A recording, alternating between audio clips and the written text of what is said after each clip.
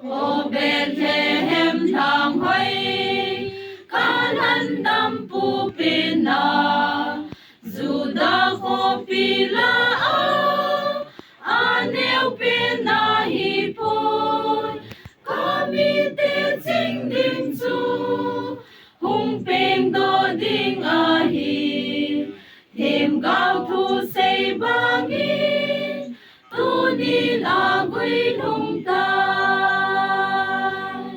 o hung lim chi un lan nam pu pa kai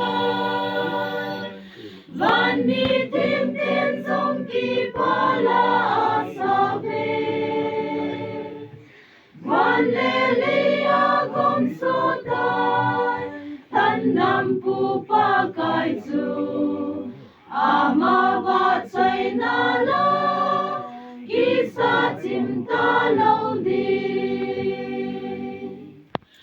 vô zin lun din hom pa i dia lung mo na hi lem ho lem hun na di mun hoi lai ba hi tam gen te le he su i pa kai le ka lem chu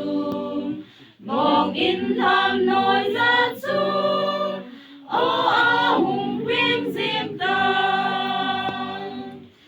o hung lim chi un lan nam pu pa kai van mi thêm tên sông ki pa la sa ve van le a gom so tai thân nam pu pa kai chu ama va chai na la ki sa chim ta lo di o a ki dang nghe je thân nam pu pin ni hi kêu ngồi chim ho hi nga ki pa na a lung ta a kêu ngồi su da la chi bay a ga bo ui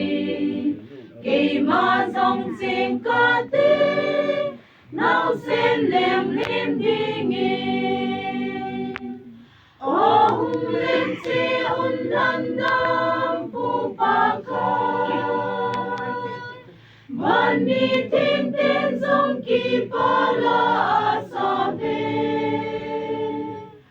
van le a gom so tai thân nam pu pa kai chu ama va chai na la ki sa chim ta lo di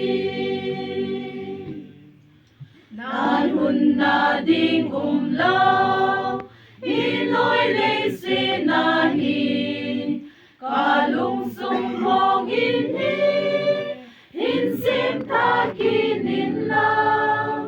ka lung lai gil la hi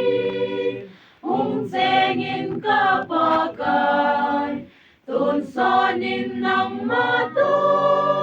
cheng khom jing jing ta nghe o hung lim chi un lan nam pu pa kai van mi thêm tên sông ki pa la sa ve van le a gom so tai thân nam pu pa kai chu ama va chai na la ki sa chim ta la